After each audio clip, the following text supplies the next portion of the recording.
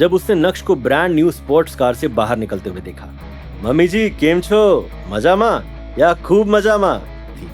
नक्श, ये तुम ही हो ना? मम्मी आ तू कई कर रही छे? मैं आ गया।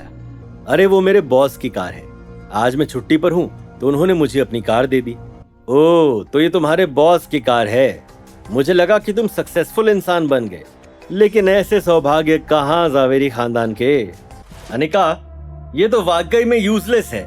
बी प्रैक्टिकल, इससे कुछ नहीं होने वाला। मैंने तुम्हें प्रेरक से इंट्रोड्यूस करवाया था ना, क्या वो तुम्हारे लिए सही नहीं है? आपको मेरी लाइफ की इतनी टेंशन लेने की कोई जरूरत नहीं है। मैं बच्ची नहीं हूँ। अब नक्श की जॉब लग गई है तो मैं उसे एक मौका देना चाहती हूँ जिससे वो अपने आप को और अपनी जिंदगी को बदल सके। क्या तुम वाकई में मुझे डिवोर्स नहीं देना चाहती? अभी के लिए तो नहीं। डिवोर्स दूंगी या नहीं दूंगी ये सब कुछ तुम्हारे परफॉर्मेंस पर डिपेंड करता है, अनिका ने शांत रहते हुए कहा। हालांकि डिवोर्स का नाम सुनते ही अनिका के दिल में नक्श के लिए हलचल होने लगी थी। अनिका चाहती थी कि वो नक्श को एकदम सीधा और स्पष्ट जवाब दे कि नहीं, वो उसे डिवोर्स कभी नहीं देगी। लेकिन उसने सोचा कि अगर उसने ऐसा कहा तो शायद नक्श अपने लक्ष्य से भटक जाएगा। क्या तुम्हारा यहीं बैठने का इरादा है?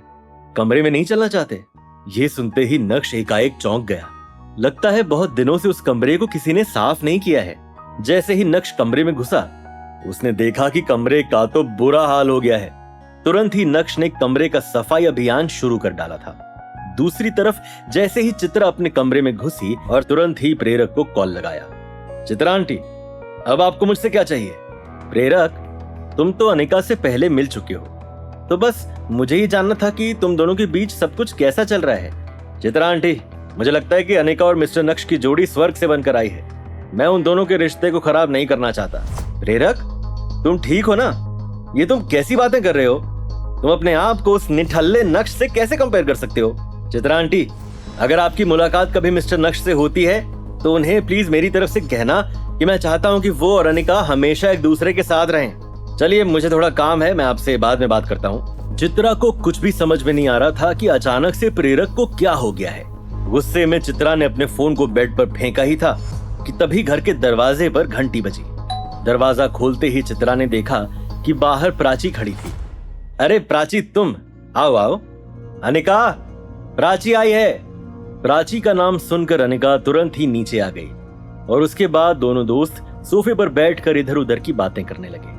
कुछ समय बाद अचानक से चित्रा ने चिल्लाते हुए कहा, नक्श, ऊपर क्या कर रहे हो? जल्दी से नीचे आओ। क्या जीजू घर पर है? वो आज सुबह ही आया है। अभी प्राची मन ही मन कोई बहाना ढूंढ ही रही थी जिससे वो यहां से निकल सके कि तभी नक्श के कदम सीढ़ियों से नीचे की तरफ बढ़ने लगे। जब नक्श ने प्राची को देखा तो उसके चेहरे पर एक स्माइल आ गई। अब क्या इधर ही खड़े रहोगे? दिख नहीं रहा कि घर में मेहमान आए हैं? जल्दी से प्राची के लिए चाय बनाओ। जीजू, आपको इतनी तकलीफ करने की कोई जरूरत नहीं है, मैं घर से चाय पीकर आई हूँ। प्राची, तुम्हें आज हो क्या गया है? मुझे ऐसे क्यों लग रहा है जैसे तुम्हारे साथ कुछ गड़बड़ है? अरे नहीं, ऐसा कुछ भी नहीं है। वो बस मैं कल रात को थोड़ा लेट सोई, इसलिए थोड़ा सर भारी हो गया है, इसलिए मैं चाय पीकर ही आई थी।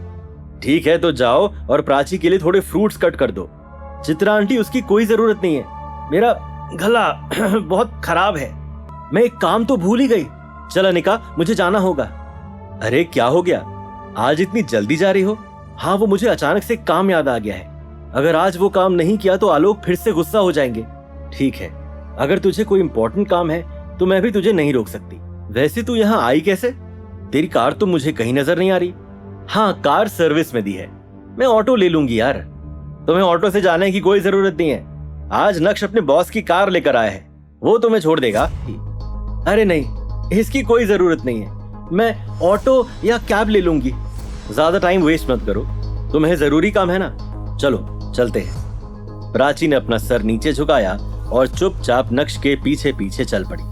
नक्श ने अपनी नई स्पोर्ट्स कार स्टार्ट की और 10 मिनट के अंदर अंदर वो कार सड़क पर दौड़ने लगी। तुम मुझे यहीं उतार दो, मैं ऑटो या कैब ले लूंगी। क्या क्या कहा तुमने? क्या तुम भूल गई उस दिन जो कुछ भी हुआ था? नहीं जीजू। बहुत बढ़िया, तुम्हें नर्वस होने की जरूरत नहीं है, क्योंकि अब मैं उस घर से बाहर आ ही गया हूं तो तुम्हें तुम्हारी मंजिल तक छोड़ दूंगा। कोई बड़ी बात नहीं है। थैंक यू जीजू। प्राची कुछ ज्यादा ही शाय फील कर रही थी। आज सूरत शहर में कुछ ज्यादा ही ट्रैफिक था। अभी नक्श की कार एक ट्रैफिक सिग्नल पर हरी बत्ती का इंतजार कर ही रही थी कि तभी अचानक से उसे एक आवाज सुनाई दी। नक्श, क्या बात है, स्पोर्ट्स कार? लगता है कि तुम्हारी लाइफ काफी बदल गई है, करोड़ों रुपए की स्पोर्ट्स कार चला रहे हो। ये बोलते हुए मैम्बो अंकल का ध्यान प्राची की ओर गया। ओह, मुझे लगा कि तुम अमीर हो गए, लेकिन तुमने तो अपने लिए एक अमीर लड़की ढूंढ ली। वैसे लड़की बहुत ही खूबसूरत है, नाम क्या है? तुम्हें उसका नाम जानकर क्या करना है? ओ भाई, अपना काम करो ना। क्या मैम्बो अंकल की इसका पहले जैसा होगा अंजाम? अनिका का दिल जीतने के लिए क्यों ले रहा है नक्श झूठ का सहारा? क्या खत्म हो पाएंगे साली और जीजू के बीच के गिले शिकवे?